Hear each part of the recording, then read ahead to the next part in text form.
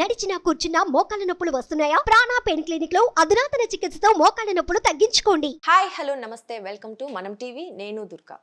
ఆంధ్రప్రదేశ్లో ఎన్నికలు జరగబోతున్నాయి. రోజుకొక అంశం చర్చలోకి వస్తుంది. అయితే తాజాగా పవన్ కళ్యాణ్ గారు అండ్ చంద్రబాబు నాయుడు గారు విడివిడిగా సీట్లు ప్రకటించడంపై ఇప్పుడు పెద్ద దుమారం లేపుతుంది. అయితే ఈ విషయం జరిగి ఒక రోజు కూడా అవ్వకముందే నాగబాబు గారు చర్యకి ప్రతిచర్య ఉంటుంది అని ట్వీట్ చేయడం కూడా జరిగింది. అయితే ఈ విషయాలన్నీ ఎందుకు జరుగుతున్నాయి అనే విషయాలు వివరించడానికి మనతో ఉన్నారు ప్రముఖ అనలిస్ట్ అంకంరావు గారు. ఇప్పుడు ఆయన అడిగి పూర్తి వివరాలు తెలుసుకుందాం. నమస్తే అంకంరావు. నమస్తే దుర్గా గారు. మనం చూస్తున్నాం చంద్రబాబు గారు పవన్ కళ్యాణ్ గారు అయితే విడివిడిగా సీట్లు అయితే ప్రకటించడం జరిగిపోయింది. కొంచెం ఏదైనా తేడా వచ్చిందా అని అందరూ అనుకుంటున్నాగానే ఇప్పుడు నాగబాబు గారు కొత్తగా ఏం చేశారంటే చర్యకు ప్రతిచర్య ఉంటుంది అని ఆయన ట్విట్టర్లో పోస్ట్ చేయడం జరిగింది. దీనిపై ఇంకా కొంచెం పెరిగే ఛాన్స్ ఉంది చర్చ. అంటే ఎందుకు ఈ పొత్తు ఏమైనా బీటలు వారుతుందంటారా? ఏమైనా తేడా వచ్చిందంటారా వీళ్ళకి? ప్రజలు, పార్టీలు, ప్రసార మాధ్యమాలకు వచ్చిన అనుమానాలకి ఊతమిచ్చే విధంగా నాగబాబు గారు ప్రవర్తిస్తున్నారు. అందుట్లో ఎలాంటి సందేహం కూడా ఏం లేదు. ఇప్పుడు నిన్న చాలా వివరంగా పవన్ కళ్యాణ్ గారు చాలా వివరణతో కూడినటువంటి వాళ్ళ కార్యకర్తల సమావేశంలో, విస్తృత స్థాయి సమావేశంలో చాలా వివరంగా చెప్పారు. ఇవన్నీ నేను పరిగణలో తీసుకోను, కానీ జనసేనను తెలుగుదేశం కలిసి ప్రభుత్వం ఏర్పాటు చేయబోతుందని చెప్పి, కాబట్టి ప్రతి వ్యూహాలు అన్నీ నాకు వదిలేసేయండి, మీరు దాని గురించి పట్టించుకోవద్దు, ఈ ఒక్కసారి నాకు వదిలేసేయండి, 24 ఎన్నికలకి 29 తర్వాత గురించి ఆలోచించుకుందాం, మన వాళ్ళందరినీ అధికారంలో చూడాలని నేను కోరుకుంటున్నాను, కాబట్టి మీరు ఎవరో దీని గురించి ఎక్కువగా ఆలోచన చేయొద్దు, ఏమి నిర్ణయం తీసుకోవాలన్నా నా నిర్ణయానికి వదిలేశారని చెప్పి వివరంగా చెప్పిన తర్వాత అటు నాగబాబు గారు కావచ్చు, లేకపోతే తెలుగుదేశం పార్టీ వాళ్ళు కావచ్చు, జనసేన వాళ్ళు కావచ్చు, మాట్లాడకుండా ఉంటే చాలా మంచిది. గతంలో కూడా నాగబాబు గారి తొందరపాటు చర్యలు కొన్ని చూడటం కూడా జరిగింది. ఆయన మాట్లాడేది ఎందుకంటే అంటే సహజంగానే ఎవరికైనా ఆవేశం ఉంటుంది. తమ్ముడిని ముఖ్యమంత్రిగా చూడాలని ఆయన కోరుకోవడంలో తప్పు కూడా లేదు. మరి తమ్ముడు ఏమనుకుంటున్నావు? తమ్ముడు కదా అది ఆ పార్టీకి అధినేత. ఈయన పోనీ చెప్పండి, నువ్వు కాదు నేను ఉంటాను అధినేత అని చెప్పని ఈయన ముందుకు వచ్చి మాట్లాడుకుంటే అది వేరే రకంగా ఉంటుంది. కానీ ఆయన అంత సమన్వయంతో ఆయన మాట్లాడేటప్పుడు మరి ఏమి ప్రజలు అనుకుంటుంది, నేను అన్నట్టు ప్రసార మాధ్యమాల వాళ్ళు చర్చల వేదికల్లో మాట్లాడుకునేదానికి, పార్టీలు ఊహించుకునేదానికి మీరు ఊతమిచ్చే విధంగా ఎందుకు ముందుకెళ్ళాలని మీరు భావిస్తున్నారు అనేది ఒకసారి ఆలోచించుకోవాలి. ఇప్పుడు అవతల వాళ్ళు పొరపాటు చేశారనే కదా నిన్న మాట్లాడింది. మరి మీరు చేసేది మంచి ఏముంది ఇక్కడ?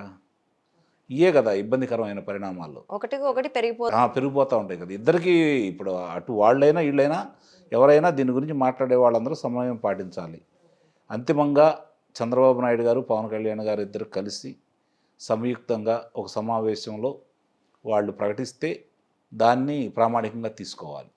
ఇప్పుడు వాళ్ళు 2 ప్రకటించాం, మేము 2 ప్రకటించాం అనుకుంటా ముందుకెళ్ళారనుకోండి, దానివల్ల విభేదాలు ఇంకా పడచూపుతాయి. ఇప్పటికే వచ్చాయని చర్చ లేదు, దానికి తెరదించారు పవన్ కళ్యాణ్ గారు. అందుట్లో సందేహం ఏముంది? పెద్ద మనసుతో ఆయన మాట్లాడాడు కదా, దాన్ని అర్థం చేసుకొని వీళ్ళు మాట్లాడాలి. నిన్న పవన్ కళ్యాణ్ కూడా అన్నారు ఏమిటంటే, మనకి నాకు కూడా కొంచెం నాకు కూడా వెనక ఒత్తిడి ఉంటుంది కదా, నా ప్రెషర్లో నేను ప్రకటించడం జరిగింది అన్న. ఏం ప్రెషర్ ఉంది అంటారు పవన్ కళ్యాణ్? ఇప్పుడు ఆయనకి ఎక్కువ మంది చేరికలు ఉన్నాయి, ఎక్కువ మంది ఆశిస్తారు. అట్లాగే వాళ్ళ శ్రేణులందరూ ఆయన ముఖ్యమంత్రిగా చూడాలని కోరుకుంటున్నారు. తప్పు కూడా కాదు, అభిమానులు కోరుకోవడం తప్పే ఉంది. అంతిమంగా ఏ రాజకీయ పార్టీకి అయినా సరే ముఖ్యమంత్రి పదవే కదా రాష్ట్ర స్థాయిలో. కాబట్టి వాళ్ళ అభిమానులు కోరుకోవడం తప్పు కాదు, వాళ్ళు ఆశించడం కూడా తప్పు కాదు. కానీ దానికి అనుగుణంగా ప్రణాళిక రచించే విధానంలో పవన్ కళ్యాణ్ గారు ఉన్నారు. కాబట్టి ఆయన ఇష్టానికి వదిలేయాలి. అది వదిలేయకుండా మాట్లాడుకుంటూ ఉంటే పొత్తు ధర్మంలో మరి అవతల వాళ్ళు మాట్లాడినప్పుడు 2 స్థానాలు వాళ్ళు ప్రకటించారని మీకు బాధేసింది, మీరు 2 స్థానాలు ప్రకటించారు.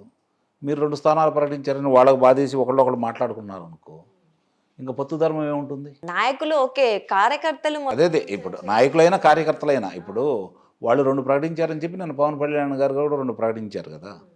అంటే ఇక ఒకళ్ళొక్కొక్కళ్ళకి మేము తీసిపోయే విధంగా మాట్లాడుకున్నారు అనుకోండి, అది పొత్తు ధర్మం అయితే కాదుగా. అవును, సమన్వయంతో వెళ్ళాలి ముందుకే. అవును, అన్ని మాట్లాడుతూనే సమన్వయంతో వెళ్ళాలి.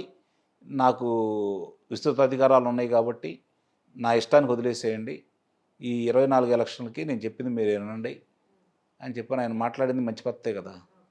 కాబట్టి వీళ్ళెవరు మాట్లాడకుండా ఉంటే ఇంకా బాగుంటుంది అనేది ఆంధ్ర రాష్ట్ర ప్రజలు కోరుకుంటున్నారు, పార్టీలు కూడా కోరుకుంటున్నాయి. ఇప్పుడు నాయకులు కొంతమందికి ఇష్టం ఉండకపోవచ్చు కలిసి ప్రయాణం చేయటం అనేది. వాళ్ళు చెడగొట్టడానికి ప్రయత్నం చేస్తూ ఉంటారు, ముందంజలో ఉంటారు వాళ్ళు. అలాంటి వాళ్ళని పరిగణనలో తీసుకోకుండా రెండు పార్టీల వాళ్ళు కూడా వాళ్ళని దూరంగా పెట్టాలి. అవసరమైతే పార్టీ నుంచి వాళ్ళని వెళ్ళిపోండి అని చెప్పేయాలి. లేదంటే వాళ్ళు మాట్లాడేది మా పార్టీకి సంబంధం లేదని చెప్పి వీళ్ళు అధికారంగా ప్రకటించాలి. అప్పుడు కానీ ఇలాంటి వాళ్ళ యొక్క నోళ్ళకి మూతపడుతుంది. అయితే తాజాగా చాలా మంది ఏమనుకుంటున్నారంటే ఇప్పుడు కొంచెం పొత్తు బీటలు వారుతుందనే ఒక డౌట్ వచ్చింది కదా. సో అందరు ఏమనుకుంటున్నారు, ఆల్రెడీ కేంద్ర ప్రభుత్వం ఏంటి అంటే బీహార్లో జేడీయూ ఆర్జేడీ కూటమికి కొంచెం తేడా తెచ్చింది, కేంద్ర ప్రభుత్వమే బీజేపీ అలా చేస్తోంది అని మనకు ఆల్రెడీ పుకార్లు ఉన్నాయి.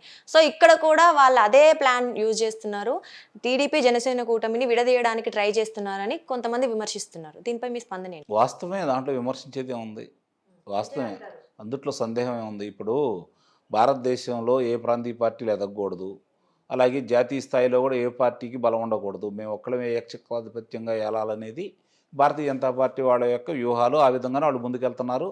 ఇప్పటి వరకు వాళ్ళకి అనుకూలంగానే జరుగుతున్నాయి పరిణామాలు.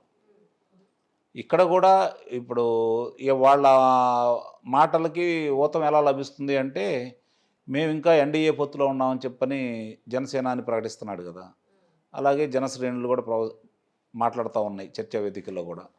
అంటే ఇంత చేస్తున్నటువంటి భారతీయ జనతా పార్టీతో ఇంకా వీళ్ళు కలిసి ఉన్నారు, వాళ్ళ యొక్క ప్రభావం వీళ్ళ మీద ఉంది, వాళ్ళు చెప్పింది వీళ్ళు చేస్తున్నారనే అనుమానం ప్రజల్లోకి వస్తుంది, మిగిలిన వాళ్ళకు కూడా వస్తుంది. అందుట్లో తప్పు కూడా ఏం కాదు, అది అయ్యి ఉండొచ్చు. ఎందుకంటే భారతీయ జనతా పార్టీ యొక్క ఈ పొత్తు కలిసి ప్రయాణం చేయకూడదు అనేది భారతీయ జనతా పార్టీ యొక్క కోరిక.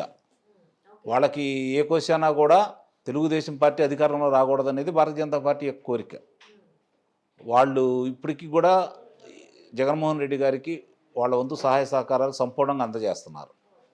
ఆయన ఆశించిన స్థాయి కంటే కూడా ఎక్కువ ఇస్తున్నారు కాబట్టి ఆయన ప్రభుత్వం మనుగడ సాగిస్తూ ఉంది. ఒకటే అంటారు అయితే, అందుట్లో సందేహం ఏమీ లేదు కూడా, అది బహిరంగ రహస్యమే.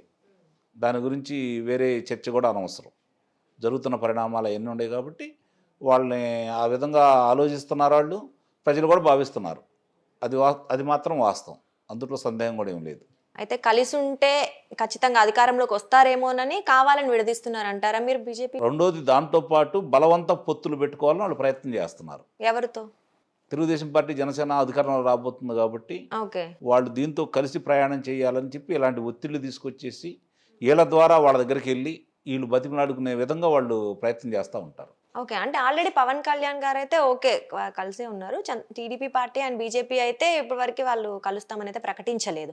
సో వాళ్ళతో కలవాలని కావాలని మీరు తేడా తెస్తున్నారంటారా? నిస్సందేహంగా. ఓకే, మరి అలా అయితే పవన్ కళ్యాణ్ గారికి ఈజీ కదా కలపడం వాళ్ళిద్దరిని. అది యువతల తెలుగుదేశం పార్టీ వాళ్ళు కూడా ఒప్పుకోవాలి కదా. ఓకే, వీళ్ళు ఒప్పుకోవట్లేదు అంటారు. అంటే కేంద్ర ప్రభుత్వం కదా, సో ఏమైనా ఛాన్స్ ఉంటుందని వీళ్ళు కూడా ప్రజలు కూడా ఏం భావిస్తున్నారంటే బలవంతంగా పొత్తులు ఉంటాయని భావిస్తున్నారు.